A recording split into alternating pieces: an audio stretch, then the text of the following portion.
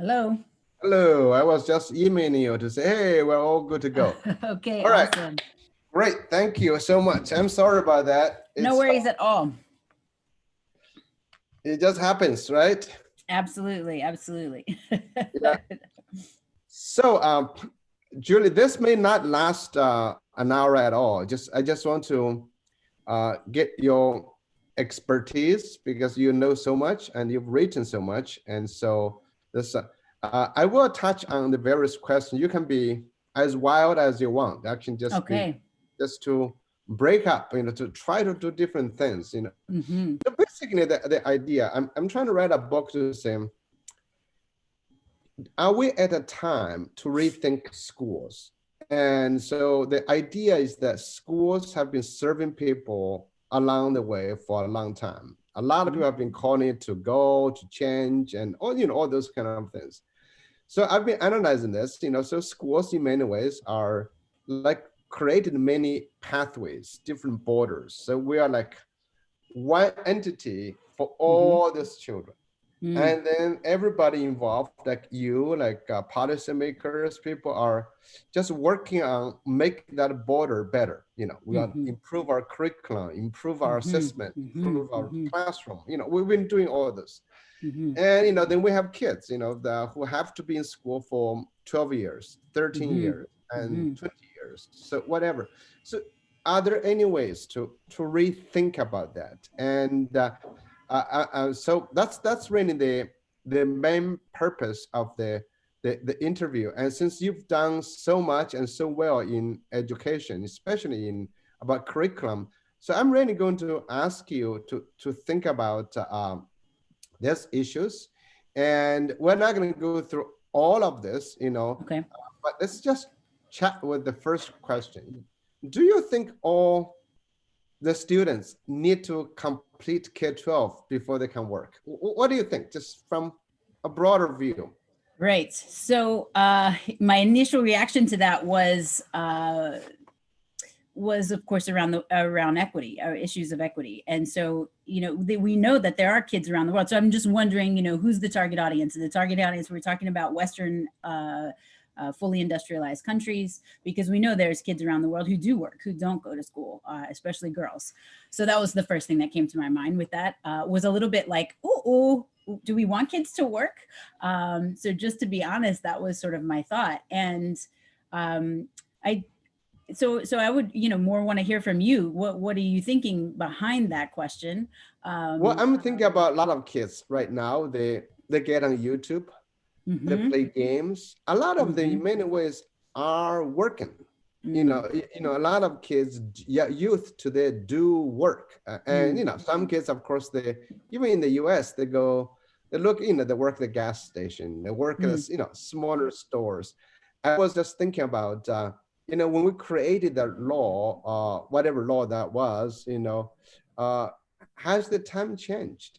Could more kids do more work? Let's say when they're 10 or 12, if they're able to do something, and do they need to go to school? So just let's just do this big imagination. Sure. I mean, I think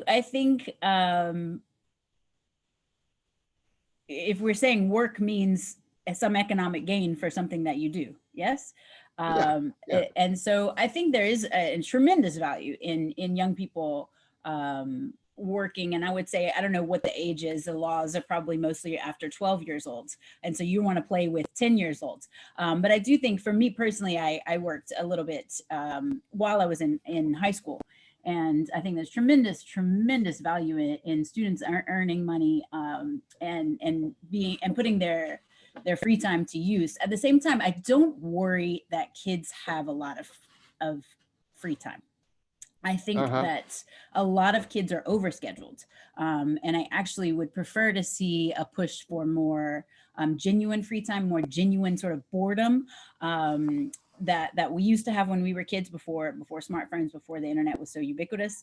And so that was kind of my first reaction when I read those. I said, "Oh, I'm not worried that kids are not working, but I do really appreciate you as a provocateur in some ways, and as sort of a thought experiment. And so if you really do want me to say, what do I think about kids earning money? I suppose I don't have too much of a problem with that. I do think I'm more concerned about students preserving and protecting childhood, so that kids are playing, kids are learning, kids are exploring things that they want to be exploring, versus economic input into society." Well, because I grew up in a little village in China, so I kind of Mm-hmm. worked all the way, in many ways, Mm-hmm. but I'm not thinking about that kind of work. I'm thinking Mm-hmm. about really work that can enhance your skills, your Mm-hmm. specialization. So I. if kids were going to work, if we allow kids to Mm-hmm. work like that, and they will have to miss school. They have to miss some Mm-hmm. of the curriculum. What do you think of that? So, I mean, I think that I think some of your questions related to your chapter 4 about curriculum Yes, yes. are, Don't worry about the chapters. We'll play right, with that right. later. Okay, yeah. um, are more interesting to me, about how we currently deem what's important and what's worth knowing and worth learning. I think that kind of needs to be blown up. And so I suppose if school continues the way that it continues, I'm totally with you. Maybe kids don't need to be in school. If school looked more like the way I envision and hope it would look, and work very hard to try and create, then I would say the 10-year-old needs to be in school. At the same time, um, what does that school look like? And so I do think there is this generation of kids, and what, the current generation of 20-year-olds want to make meaningful contributions, and they don't want to wait and climb the ladder. We know that. And so that's increasing. And I think something that was on your Silver Lining podcast with Sagata Mitra, who said, this was really struck me as profound, that when he asked college students, is there another way you could have learned this versus a lecture from your professor? By and large, they say yes. And that when he was in school, would have never crossed his mind, that there was another way he could have learned physics, for example, than from his professors. And that should give us pause. That should make us say, well, then why are we doing this? And another one of your guests talking about in China, with the school closures, of having sort of the best teachers beam. I thought of that too, for sure. Why are all these teachers creating all these online resources? Why wouldn't we just have like the best in some hub? And then in some ways, that I guess that's what Khan Academy and some of those other things are. But I do think we really have to figure out ways for kids to feel like their learning is connected to their lives, that they are making meaningful contributions to their own lives, their own communities, for sure. I'm not sure that work is necessarily the answer to that, but I do think kids could be doing so much more with their learning to make an impact. It's not just receiving of information, but students actually doing things with their learning. One example So that I love to that's very powerful. Go ahead with your example. Go one for it. example I started using years and years ago when I saw this. There were kids in like a kindergarten who were paired up with paleontologists and archaeologists, and they were sifting through all of these materials. They had learned sort of how to identify what are the good materials versus the rocks that didn't really help these paleontologists and these archaeologists. And I mean, I just thought that was such a great example of kids feeling like they are actually doing the work of an archaeologist at kindergarten level. Another example of school I work with, the kids made, a kindergarten student made a water filter, a way to filter water.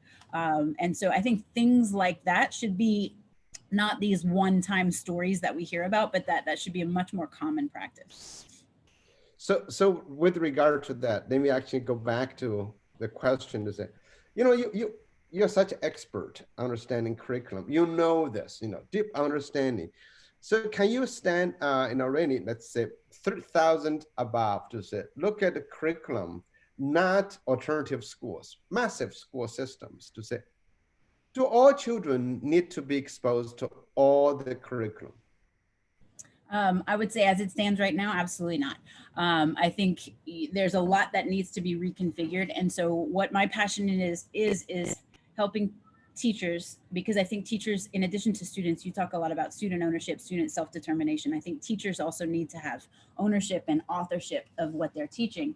And so I think many things need to be rethought. And the problem with the list of standards as we go by, most schools go by now, is that it atomizes the disciplines. And so one thing that I'm working really hard on is helping teachers understand that mathematics is a field that serves a purpose in the world. And hand calculating, for example, I feel like mathematics is probably the one that needs to be, especially high school mathematics, is probably the one that most needs an overhaul. Whereas nobody is hand calculating things in the real world, in their professions, in their personal lives. But at the same time, we saw with the coronavirus, we have a hard time at basic data literacy. We have a really hard time with exponential growth. And so I think that if we could boil down each of those disciplines to their most fundamental and powerful essence, and help students really secure that core, then all that periphery, all that other stuff that many of us don't know how to do, even after we passed that in 8th grade, 9th grade. We don't remember how to do it. We don't remember all these facts, and we're perfectly fine functioning adults. So I do think there is a lot in the curriculum that is not foundational to what kids need to know to have productive lives and meaningful lives. And at the same time, it's such a battle of who decides. I loved your question about who decides what is in the curriculum. Well, exactly. So what do you think of who decides? Let's actually move on, because right now, technically, the curriculum is designed and defined and decided by so many people who are many, many layers away from the students, even from the teacher. So Mm-hmm. I've used to have this image that a teacher in a classroom actually always stands with another 100 people who have something to do with the curriculum, who are not there. The textbook writers, the assessment writers, the curriculum designers, all those kind of people. Who do you think should decide? That's a very good question. Who should decide? Well, I used to be a big sort of hater of standards and what are these things that I have to teach. And then, I sort of learned more about how they were written and who was behind a lot of them, such as professors and experts in the field. And so I came to look at them a different way. But we're seeing a revolution in the standards. We're seeing a movement towards what I'm talking about, which is basically a more conceptual approach. So the best that I've seen so far, not unsurprisingly, are the next generation science standards, because those are the people who most know how the brain learns, how humans learn. And so what they've done is they boil it down to 6 cross-cutting concepts. And so that's what I mean by, if every discipline sort of sat around and said, and this is in my next book, we have several exercises that we think that the dream is for teachers to sit down, and we have like a dozen exercises that teachers can pick and choose which of these they feel would help them, that teachers go through the process of thinking like a master, of thinking like an expert, of maybe analyzing. So for example, Marzano Research Associates has analyzed all these standards across the United States to say what's most common, what are the most common threads, and they call them the critical concepts. They're still looking at the standards from which they boiled those down, but that's the type of thing that I think teachers should go through this exercise to say, who are my students? Where are we in the world? Who are these kids? What's important to these kids' families? And then let's, from there, sort of see the story of our discipline. And one thing that I think is key is that we don't throw away the traditional disciplines that have served humanity for hundreds of years, if not thousands, such as mathematics, science, etc. At the same time, we do have to acknowledge that there's this whole other realm, which you can call it 21st century skills, 6 C's, all of those things that are imperative that kids learn. And so my team and I, and my co-authors and I, have just tentatively named them modern literacies, because literacy is how you go about navigating the world. And maybe in previous centuries, reading and writing print was one of the main ways that you could go about navigating and making sense of the world. Where it was, as now we know that that's still important. It's simply not enough.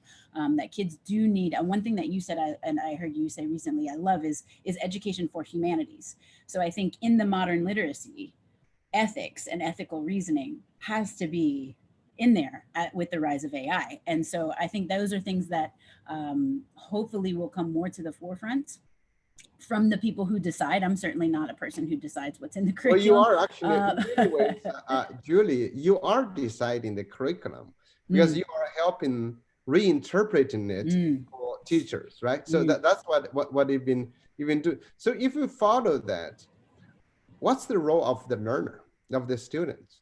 Do they just come to school to receive whatever or whoever decides what to do?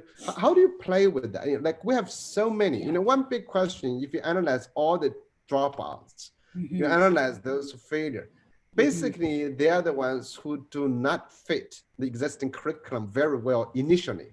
And they will try to fix that and we never succeed. So then what to do with the different learners? What's their role?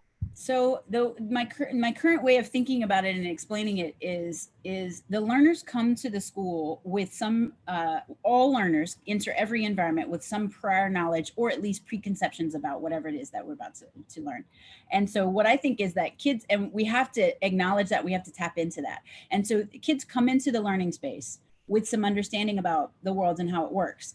And I think when we link what we feel like we need to teach them through concepts, then we help them to see how these organizing ideas, I define concept as simply an organizing idea. Through these organizing ideas help you to unlock future situations, which my current work is on learning transfer. And so basically the role of the learner is you come into the school with your own knowledge and understanding, and sometimes it's misunderstanding. The teacher helps you to sort of see how that is put into these conceptual file folders that are fundamental to the way in which the world is organized. And then the teacher helps you to see how you use those conceptual understandings to unlock new situations. And I think if we made that shift, kids would be way more engaged. Because if you boil things down to their fundamental concepts, let me just sort of give you an example. We think about English language arts. And so we have to read, you know, the people are challenging a lot now, which they should, the canon. What are these classic texts that every kid has to read? So if you boil down, what is language arts? What is literature? It's about text, usually exploring the human condition and the reader, the interaction between the author and the reader, and sort of what meaning is made out of that. So if you boil it down to that, then students can read or watch whatever they want to read or watch, or view or listen to, or even experience whatever they want to experience, as long as they're sort of deepening their understanding of language arts as the connection between the communication between an author and a receiver or an audience, and the message that sort of interplay, and all the things that go into that. Word choice, alliteration, all of those things are simply a means by which we communicate a message. And so then kids are like, oh, okay, so I can analyze you mentioned YouTube. Kids are on YouTube. Kids are themselves YouTubers. They're certainly consuming YouTube. And so then they can say, oh, let me think about how my YouTuber communicates a message. Let me think about the word choice. Let me think about alliteration. Let me think about design choices that my favorite YouTuber makes. And so I think then when we boil it down to its essence, then students can go explore whatever they want to explore. So well, with that, Julie, I'm trying to push for this idea to say, what do you think that group of kids who are just not interested in whatever school offers, but they have to be there? So what are we going to do with them? I know this is beyond what you maybe what you normally think about, but just think about that. What do you think? It happens, right? I mean, school, absolutely, happens all absolutely. The time. Yeah. So I mean, I think that schools, it's a fine line, and there's probably no right or wrong way. With complexity, that's how complexity works. So I'm okay with that. And so I think we need sort of guiding principles. There's a fine line between cultivating students' passions and students' interest, and sort of expanding their points of view, or even expanding what they they might, they're young. I don't think we should destine an 8-year-old who's very interested in, I'm going to use the example again of dinosaurs. My kids right now are super into dinosaurs. I don't think they'll always be, maybe they will. But I think it's important for a school to be a place where kids are exposed to a number of different ideas, a number of different topics, a number of different disciplines. And, in my experience, when teachers shift to this approach that I'm talking about, you see so much less of that disengagement. And so, if you want to say, okay, you still will always have that kid who's disengaged, then I think, sure, an alternative approach for that kid is merited. So let's push another idea. I want to say, so your kids, okay, how many do you have? I have 2. How many kids? Okay, so if they are so into dinosaurs, my kids used to, but they're not interested anymore. Okay, so but they grew out of that. So, but see if they're interested in dinosaurs, and of course you can do dinosaur music, dinosaur art, dinosaur reading, dinosaur history, dinosaur science, dinosaur anything. So your child goes to school, tell the teacher, say, I'm not really interested in whatever you're teaching me. I'm going to deal with my dinosaurs. I know how to do research, require me to do submit anything. You were talking about the bottom line, so yeah, I can do that. But so what do you think? Just give me a break. I want to do this. I'm going to do this. And is that okay? Yeah, 100%. I think that the school needs to have more of a balance between sort of the teacher, and this word is so loaded, but teacher directed instructional time and much more free time. And so I think that what I propose of organizing curriculum around fundamental concepts so that students can go and explore whatever they want to explore in their own way is very much similar to what you just described. And they're still learning the core of, you said it, mathematics, science, etc. At the same time, I also think there needs to be more space for play. We've seen recess be dramatically reduced. We've seen the arts be dramatically reduced due to testing, due to a number of factors. And I think that's bad. That's to the detriment of our children, and the detriment of our society. I think that kids still need more time to play and to explore, not necessarily in play-based learning. I mean, just straight up free time. I am concerned about how overscheduled a lot of kids are.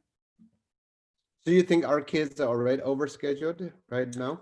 I do. I think that COVID-19 has been a nice break from the busyness of life. I think mostly in the United States. I won't say all countries and cultures are this way, but I think mostly in the United States. I think mostly on the coast, on the East Coast and the West Coast, kids were really overscheduled, overbusy. Everyone was. Parents were too. And I think that's a refreshing, just in my neighborhood, people I've never seen before playing basketball outside, things like that. I've never seen them before in my life outside of these houses, and they're enjoying life with their families. I think that's enormous. I think that's a great, as you say, silver lining.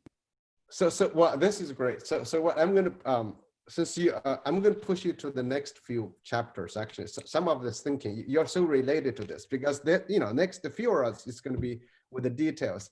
So let's start with this. So have you seen any school that work with schools? So some school you already know very well actually give students maybe that's 30-40% of time to design their own curriculum, to say, yeah, I would like to do this, but approved by teachers in many ways, or in collaboration with adults, parents and teachers.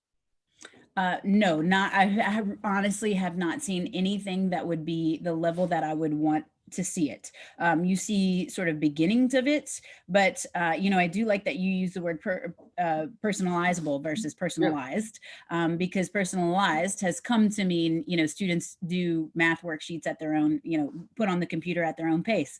And that's not revolutionary. That's pretty depressing. And so I think there's a lot of move to it. The good news is, the good things I'm seeing is a shift to just sort of overall boiling down curriculum to its fundamental essence, to boiling down mathematics, for example, to its essence. What is sort of the most essential concepts that students need to understand?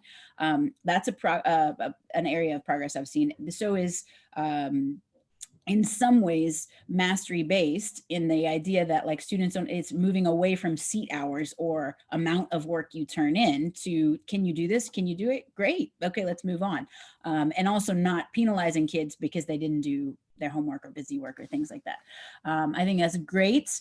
At the same time, I'm seeing that morph into the standards, if we're standards based, are the ceiling, and we never want to let kids go beyond that because that's not the standard. I mean, I hear this in curriculum conversations, and I'm I'm terrified that even my kids would go through a place where we say, oh, that's outside the standards, we can't go there with students.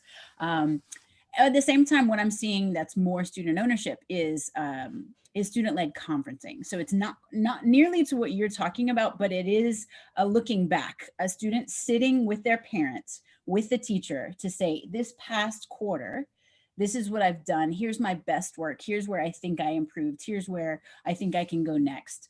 There's a lot more of that happening, which is amazing. I think we could open it up a lot more in general of not just where could I go next related to this standard, but where could I go next related to the overall field of mathematics, for example.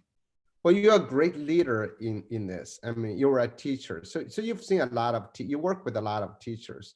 Where are the teachers now? What are they doing? What are they thinking? You know, I don't mean the meanness of teachers. I mean the teachers you've been interacting with. Where are they now? What are they thinking?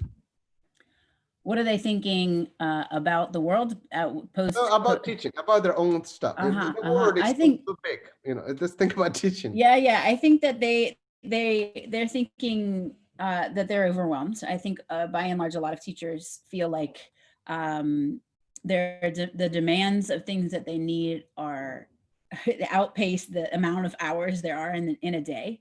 I think that's one main thing teachers are really thinking about. I think a lot of teachers know that, you know, some of the standards are outdated, and so I work, it's really cool what I do because I work with international schools all over the world, some private schools in the United States, and I work with big public school systems in the United States and Canada. And it's really interesting because in the big international schools, they don't really look at anything to tell them what to teach. They decide what they're going to teach. I mean, it's wild sometimes. Some of them are like, we're going to look at the United Nations development goals, the Sustainable Development Goals. That's what we're going to look at, and then we're going to build a whole curriculum off of that, which is pretty cool. Versus these other school systems where the whole conversation revolves around these standards, and so there's really a difference in those conversations. So I think with teachers who are in the public school systems, or a more average teacher in the United States, they're concerned about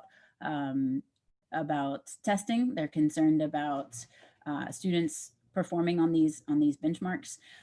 They're concerned about student motivation. I mean, teachers know kids are checked out, and a lot of the trends around kids feeling like this is not for me and I could go learn this somewhere else, and I don't even want to learn this, is definitely impacting the classroom. I mean, is a huge trend that I'm seeing in just the last maybe 4 years. When I sit with teachers, that is a pattern of, well, these kids, they don't want to think, they don't want, there's a lot of complaining about this generation. And what are we going to do about it? And they need, and it's often this like, and they need to just like learn how to study. It's often the kids need to be fixed versus we need to change something. I was reading this memoir by Steve Russell. You might not know him.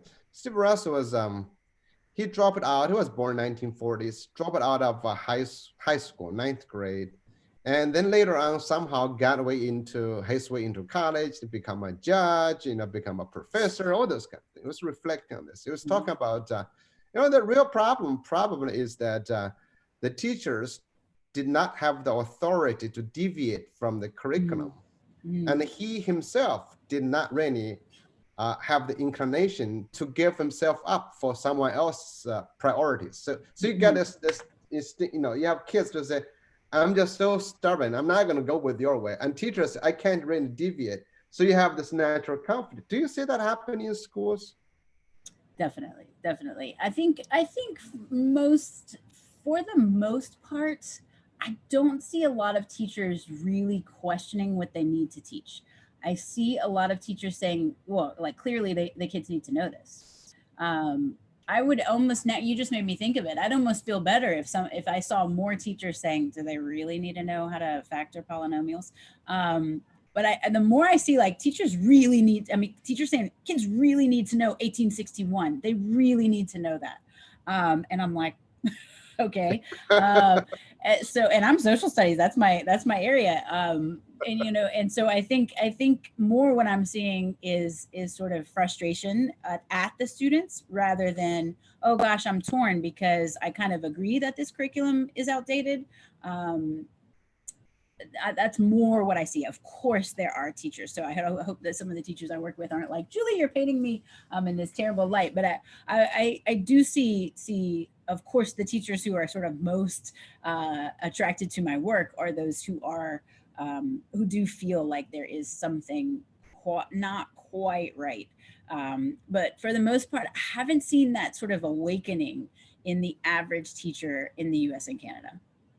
But that's really sad. I mean, that's honest. I mean, I've been looking at teachers. I work with a lot of them to say, my work is different from most of my work has almost nothing to do with what they can do in the classroom because it has to do with more, stay away from that, So you know that's, and because I'm quite concerned about what's going to happen next. When I talked to Ted yesterday, I mean, today's kids are many of them are truly already unfit for the society. Look at what's happening to their society. You look at the George Floyd, you look at the Donald Trump, you look at what's happening right now, not only in America, but many places. I still think this is a failure of education, of us, the 19-year-olds, 20-year-olds, 30-year-olds, or 40, 50, whatever we're doing. We're not fitting into the existing society. We have the social problems, So I'm quite concerned. So where do you think? What's coming next? Positive? Bad? It's a very good question. I am also very, very concerned, and that's probably why I work harder than I probably should for my health. But I think that overall, I will articulate it like this, and this is definitely influenced by my co-authors. We're working on our next book. And so I have to tell us about your next book because we're going to put this on the web so people can know your next book. For sure. So the next book is tentatively called Learning That Transfers. And so what we think as authors together is that humans are, we hear this a lot from psychologists and child development specialists, things like humans are wired for connection. And I would say we're adding that humans are wired for connection and sense making. We want to make sense out of chaos, out of the chaotic world that we live in. And sort of both of those things are lacking. They're broken right now, both our connection and our sense making tools. And so what we're trying to do is an answer to that with our next book called Learning That Transfers. And so it's really just how do we, first of all, break down the sort of standards into disciplinary literacy and kind of getting back to, I think the solution is teaching kids how to take their existing knowledge, as I mentioned before, organize it into some sort of make meaning of it, make sense of it and so concepts to me are the best way to do that. And then help them see how you use those concepts to apply to new situations, to unlock new situations. And so what we're trying to do is help teachers see that there's disciplinary literacy. And let's get back to one thing that I love is one term I love is cognitive apprenticeship, learning with a knowledgeable other. And so it's not just fact collection. It's not the standards sort of itemize the field of mathematics. It's sort of into these little isolated bits that together are a beautiful thing, but isolated bits are boring and disconnected. And so how do we sort of help students see the whole? And we look at another aspect that we're tentatively calling modern literacies. So disciplinary literacy, harnessing all of that humanity has brought before, and then modern literacy, where I talked about, and I think that should also be up to the school. And I think that maybe even up to the students, depending on the age of the student. And I love that idea of you're going to influence my next chapter that I'm writing. The last chapter I'm writing right now is co-creating with your students. So modern literacies, you could throw in there cultural competence, critical thinking, problem solving, communication, critical literacy, ethics, as I mentioned before, moral reasoning. All of those things are essential for kids to navigate today's world. And I think that kids should have some choice in that. And maybe that one will be more flexible because it's newer to really co-create that with students. But I think it's gonna really take a concerted. I love what you're doing. I love what you're doing with Silver Lining for Education, because it's gonna take bringing together these best minds. One of your professors said, nobody, and he's a fair bit older than me, says no one holds all the pieces to the puzzle. We have to sort of come together and say, don't forget this piece and don't forget this piece. But I think we both have to synthesize it and simplify it for teachers. And that's my passion. That's what I'm trying to do, is sort of like, yes, you guys know that kids can't tell the difference between an advertisement and a news story online. And that is scary, because there's deep fakes and all kinds of other stuff happening that you guys don't even know what that is, coming fast down the pike. And so I feel like it's our job, as those of us who are paying attention to what's happening, to distill it for teachers and to help them say, okay, you have this test, you have these standards, we can do this. We can reimagine education with your standards, with your test, so that students are better able to make sense of the complexity of the world, of the utter chaos of the world. They can better be able to connect with each other, and really turn this around. I mean, we have both, as you say, both a humanitarian crisis and a climate crisis sort of happening at the same time. So yeah, I think I'm hopeful. All that was kind of negative, but I'm hopeful, because if you look at I saw even on Twitter one time you recommended a book about what was the result after the influenza, the 1918 influenza. So if you look at sort of when these things happen in the world, when crises happen in the world, and there's some promising things. The number of people in the streets who have had enough of not only police brutality but sort of systemic racism. I read this article this morning. All of these nonprofits, NAACP, all of these things that were barely hanging on financially, have an influx of millions of dollars. I mean, we're living through one of definitely the greatest financial crisis of my lifetime, and people are donating millions of dollars to multiple organizations. And to me, that signals people have had enough. That we have to rethink the way in which we fundamentally structure society, and of course, education is going to be a big piece of that battle. Julie, that's a great point. You were saying, I mean, this is the time. I've never seen things like this. 2 years ago, we had, the same thing, Ferguson. Right now, I think we are in the midst of a massive rethinking about us, about human beings, about who we are. So I got two more questions for you to think about. One is that whenever I talk about student choice, student get involved, people always say, okay, what about the basics? What about the basics? So what about the basics? What is the basics? So can you just overall, what's your thinking about that? That's another big curriculum question. Mm-hmm. Indeed. So, I think that there is probably some minimum thresholds around numeracy and literacy and scientific understanding, scientific literacy, and social studies, social literacy, political literacy. Civic literacy is the best word to use with that. That I do think I would say those are the basics. And so I think that everybody does need to we do need to have a conversation about what are the basics for the future. And that has to be informed by several key data points. Of course, the climate and what's happening with rising temperatures. That has to be part of the conversation. I think other data points about AI, and I think most people are not thinking about that. They're not watching that. That is enormous. And I think it also we have to look at democracy, data points around democracy, data points around freedom of the press. I read something the other day that more journalists are getting jailed or in other persecution than ever before since they started sort of recording this. I think that we have to look at those data points to say, knowing that, what are the basics?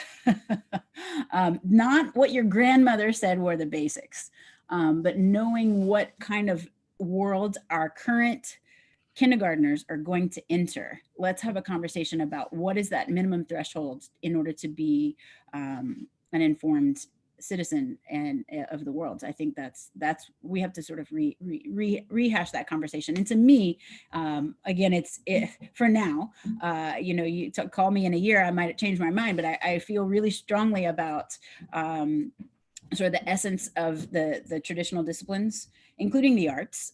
Societies over time have all had some element of the arts. We need to say, like, what are those disciplines about? What are disciplinary ways of knowing? What are the most fundamental and powerful concepts and skills? And what other stuff kids need to navigate the future? That's the basics. That's the minimum threshold. I like what you said. So let me actually give you the last question. So sure. If you were designing a school, let's say international school, whatever you're designing, so what's the curriculum like? How would you work with them? Just your ideal situation. You got to do whatever you like. All the kids listen to you, parents believe you, everybody loves you. And so what would it look like? So we would come together and we would first say, okay, let's look at the worlds that our current kindergartners are going to inherit. And we'd start there. We'd start by looking at what are these things that, you know, I love the Oxford University has the Future of Humanity Institute. Like, I mean, I'm talking like really high level stuff. You teachers and parents and students, depending on their age, need to be involved in this conversation. And based on that, let's boil down. So I do this exercise with teachers where I say, take everything you have to teach this year. And can you boil it down to the top 10 to 15 concepts and the top 7 to 10 skills? It's hard and they like kind of hate me for it. But then I say, okay, now that you've done that, can you boil it down even more? And our recent podcast that we just started, we ask all of our guests, and I'm going to ask you to come on and return the favor. But we ask all of our guests to boil down their field into 3 to 5 words. And it's really hard, but they all do it. And it's all this gorgeous conversation that follows from it. And so that's what I do with teachers is like, let's boil it down, because right now, like some of these, there's a lot of the things that are in your standards are peripheral knowledge. They're not the core. They're not essential for a literate life. And so that's what I would do. I would gather them together and we'd boil it down and go from there. And then I want them to see how those boil it down to that essence. And then kids can go explore anything they want to explore, as long as it's helping them to understand that sort of essential fundamental concepts. So Judith, that's actually what, so different from, in the beginning, if you watch the whole show, that's not the whole show, our whole interview. Yeah. The ending part is what I'm looking for, is co-constructing the curriculum with students. And you have your core there, and then we spread, we go around and then we come back. That's so beautiful. Now, this is very helpful, Julie. Thank you so much. I really enjoyed it. I hope you liked it. I did, absolutely. It was my pleasure. Thank you very much. Yeah, so this is so great. And let me know if you want to be on the podcast, but thank you so much. This is very helpful. For sure. Good. Okay, well, keep me posted on if it's useful and what you do with it. Oh, you will do. Whatever I do with it, I will let you know. Okay. Thank you so much. Wonderful. All right, beautiful. Thank you. Bye-bye. Yeah. Bye-bye.